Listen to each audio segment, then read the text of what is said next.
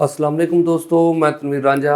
आज Islamic history की एक बड़ी यूनिक वीडियो है, वो आप दोस्तों के साथ शेयर करेंगे इंशाल्लाह। इसके अंदर एक मैसेज भी है और ये वन पेपर जनरल नॉलेज के हवाले से भी बहुत इंपॉर्टेंट है जी।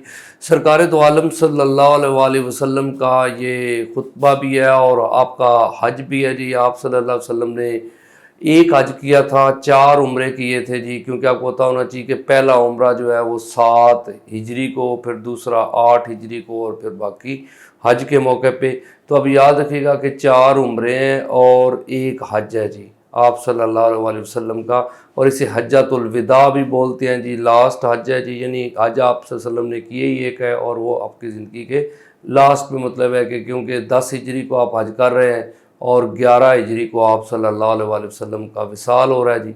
तो अब याद रखिएगा कि ये जस्ट जो है कि डेमो लेक्चर है और आपको बताना मकसूद है कि आज हमारा 6 बजे रात को जो है कि वो सेमिनार भी है जी। तो सारे दोस्तों को मतलब है कि ये दावत है कि वो इस सेमिनार में हिस्सा लें जी, और वन पेपर के हवाले से इंशाल्लाह उनको गाइडलाइन की जाएगी। और प्रॉपर हमारा सेशन जो होता है उसके हवाले से मज़ीद इन्फॉर्मेशन लेने के लिए यहाँ पे मैं नंबर छोड़े जा रहा हूँ जी, 03067562 356।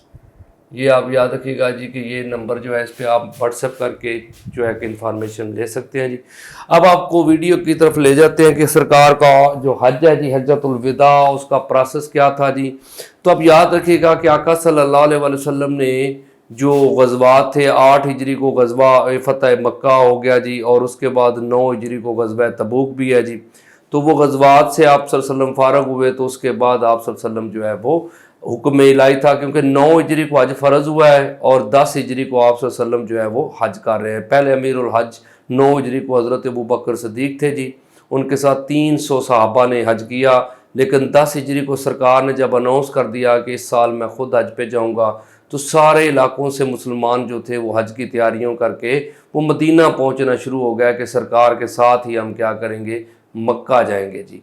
तो अब याद रखिएगा ये ज़ीकात का महीना है। ज़ीकात के ना महीने के आखिरी 4 दिन अभी थे रहते थे, तो आप सल्लल्लाहु अलैहि वसल्लम ने ना ज़ोर के बाद जो है आपने कूच किया था मदीना से मक्का की तरफ।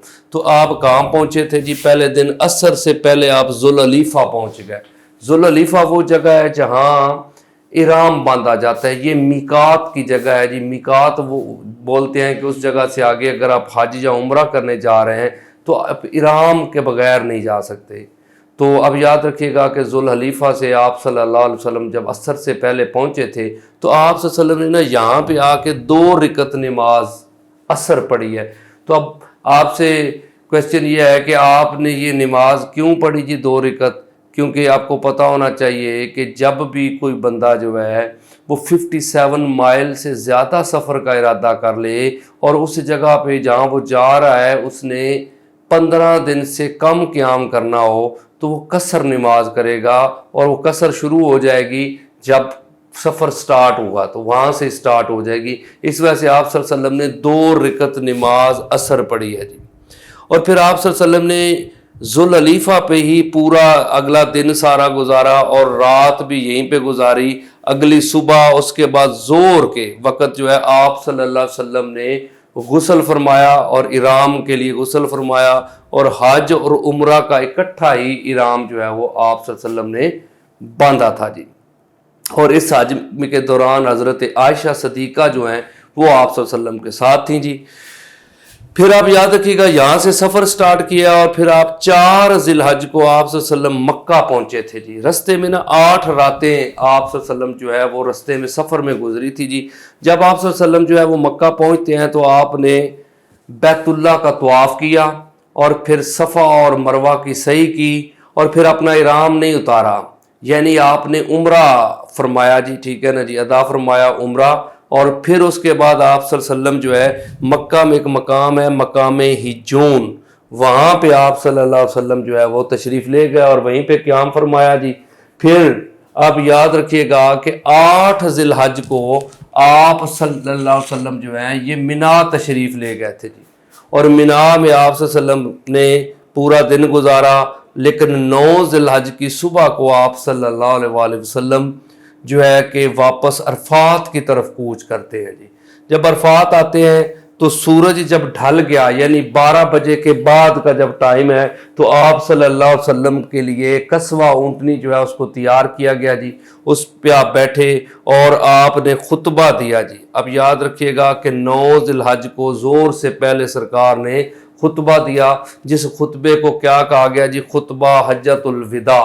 آپ یاد رکھیے گا کہ خطبہ حجۃ الوداع جو ہے اس خطبے میں آپ کو پتہ ہے اس کو چارٹر آف ہیومینٹی بھی بولا جاتا ہے جی اس خطبے کو۔ اس میں آپ صلی اللہ علیہ وآلہ وسلم نے سود، جو خون بہائے یعنی قتل وغیرہ، انسانوں کے حقوق، عورتوں کے حقوق، بچوں کے حقوق، غلاموں کے حقوق، ایون جانوروں کے حقوق بھی آپ صلی اللہ علیہ وسلم نے جو ہے وہ بیان کر دیا جی۔ تو آپ یاد رکھیے گا کہ اس خطبے کے بعد آپ صلی اللہ علیہ وسلم یعنی یہاں پہ ایک سورت ہے سورۃ المائدہ، اس کی آخری آیت یعنی کہ نازل ہوئی ہے الیوم اکملت لکم دینکم واتممت علیکم نعمتی ورضیت لکم الاسلام دینا، یعنی کہ آج ہم نے آپ کے لیے دین مکمل کر دیا اور آپ پہ ساری نعمتیں کیا کر دی ہیں جی؟ تمام کر دیں جی۔ یہ لاسٹ آیت ہے جی جو مطلب نزول ہوئی تھی، اور آپ کو پتہ ہونا چاہیے کہ جب یہ نازل ہوئی تو صحابہ جو تھے وہ بڑے خوشیاں منا رہے تھے کہ ہمارا دین مکمل ہو گیا، لیکن آپ کا حضرت ابو بکر صدیق جو تھے وہ پریشان تھے جی۔ صحابہ نے اس کی وجہ پوچھی تو آپ نے فرمایا کہ جب دین مکمل ہو گیا تو آقا نامدار حضرت محمد صلی اللہ علیہ وسلم کا کام بھی جو ہے وہ اینڈ ہو گیا، جس مقصد کے لیے انہیں بھیجا گیا تھا، تو اب وہ بھی ہم سے جدا ہو جائیں گے۔ تو اب یاد رکھیے گا جی کہ یہاں سے کہ جب آپ صلی اللہ علیہ وسلم نے 9 ذی الحج کو خطبے کے بعد حضرت بلال جو ہیں انہوں نے اذان دی ہے، اور اذان کے بعد پھر اقامت پڑھی اور پھر ظہر کی نماز ہوئی، پھر اقامت صرف پڑھی ہے، اذان نہیں دی، پھر عصر کی نماز ہوئی، یعنی ظہرین جو ہے وہ آپ صلی اللہ علیہ وسلم نے یہاں پہ ادا کی۔ اور پھر جب سورج ڈھلنے لگا یعنی کہ بالکل سورج جو ہے وہ غروب ہونے لگا تو آپ صلی اللہ علیہ وسلم نے وہاں سے مزدلفہ کی طرف، یہ مزدلفہ جو علاقہ ہے یہ بیسیکلی عرفات اور منا کے درمیان آتا ہے جی۔ تو یہاں پہ آپ صلی اللہ علیہ وسلم نے حضرت اسامہ بن زید جو حضرت زید بن حارث کے بیٹے ہیں ان کو آپ نے اپنے پیچھے سوار کیا جی، اور مزدلفہ کی طرف آپ چل پڑے جی۔ اور پھر وہاں جا کے آپ صلی اللہ علیہ وسلم نے 2 نمازیں اکٹھی پڑھی ہیں، مغرب اور عشاء کی نماز۔ تو اب یاد رکھیے گا مغربین آپ نے مزدلفہ میں گزاری، اور پھر یہاں پہ ساری رات آپ صلی اللہ علیہ وسلم یعنی کہ آج ہی آپ کو ہوتا ہے کہ مزدلفہ میں اوپن ایئر رات گزارتے ہیں جی، تو ساری رات آپ صلی اللہ علیہ وسلم نے یہاں گزاری۔ صبح فجر کے بعد آپ صلی اللہ علیہ وسلم جو ہے منا کی طرف تشریف لے جاتے ہیں، اور اس وقت آپ کے ساتھ فضل بن عباس حضور کے چاچا کے بیٹے تھے جی، انہوں نے سرکار کے لیے کنکریاں جو ہے نا وہ مطلب ہے کہ یہاں سے مزدلفہ سے اکٹھی کی تھی، کیونکہ یہ کئی دفعہ کویسچن آ چکا ہے کہ کنکریاں سرکار کو کس نے اکٹھی کر کے دی تھیں، تو حضرت فضل بن عباس۔ پھر آپ منا تشریف لے جاتے ہیں جی۔ منا میں آپ کو ہوتا ہے جمرات بولتے ہیں جی، جس جگہ وہ شیطان ہے جن کو کنکریاں ماری جاتی ہیں وہ جمرات ہے جی، اور کنکریاں مارنا جو ہے وہ رمی لفظ آتا ہے جی۔ اب یاد رکھیے گا کہ رمی،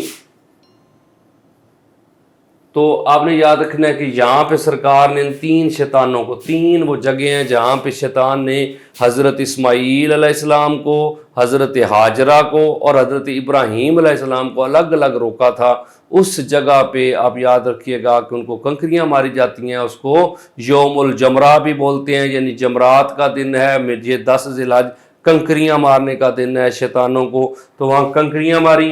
آپ کو پتہ ہے ہمارے ہاں بھی لوگ جو ہیں وہ کنکریاں مارتے ہیں اور جاتے ہیں حج پہ تو غصہ کر جاتے ہیں، کئی تو جوتے مارنا شروع ہو جاتے ہیں جی۔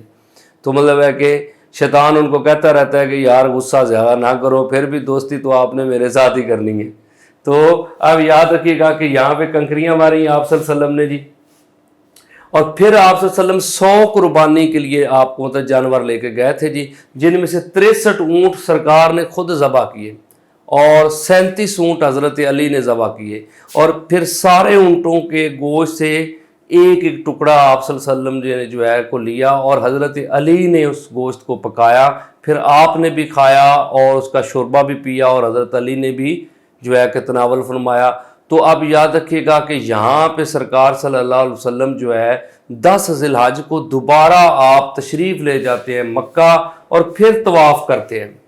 اب یاد رکھیے گا کہ طواف کی نا 3 قسمیں ہوتی ہیں، ایک طواف زیارت ہوتی ہے، ایک طواف قدومہ، یعنی پہلا طواف قدومہ ہے، दूसरा तवाफ़ तवाफ़ ज़ियारत होता है, फिर एक तीसरा तवाफ़ होता है तवाफ़ वदा, यानी कि अलविदाई तवाफ़ होता है जी। तो अब याद रखिएगा सरकार जो है ये अलविदाई तवाफ़ आप वसल्लम ने किया जी, और मक्का की तशरीफ़ ले गए और वहाँ तवाफ़ करने के बाद फिर मिना आ गए, और फिर 11, 12, 13 इन दिनों को आपने याद रखिएगा अयाम तशरीक बोलते हैं जी। ये जो 3 दिन है ना जी, आप याद रखिएगा इनको नाम दिया गया है अयाम तशरीक। आपको पता है ईदैन के 2 दिन और अयाम तशरीक के 3 दिन ये रोज़े मुसलमान नहीं रख सकते पूरे साल में। ये 3 दिन जो है 5 दिन जो है ये बैन है जी, रोज़ा नहीं रख सकते। तो सरकार ने 3 दिन फिर यहीं क़याम किया और 13 ज़िलहज को आप सल्लल्लाहु अलैहि वसल्लम मूव करते हैं जी मदीना की तरफ। तो ये था जी आका सल्लल्लाहु अलैहि वसल्लम का हज, और मुसलमानों के लिए ये एक रोल मॉडल है जी। जिस तरह आप सल्लल्लाहु अलैहि वसल्लम ने किया, फिर सारे मुसलमान जो है कि अब उसी तरह जो है इस सारे प्रोसेस से गुजरते हैं जी। तो आप याद रखिएगा कि इसमें काफ़ी सारे आपके लिए MCQs भी हैं और एक सबक भी है जी सीखने को। अगर आपको ये वीडियो अच्छी लगे तो आप इसको शेयर भी कीजिएगा, आप लाइक भी कीजिएगा और चैनल को सब्सक्राइब भी कीजिएगा। Thank you ji.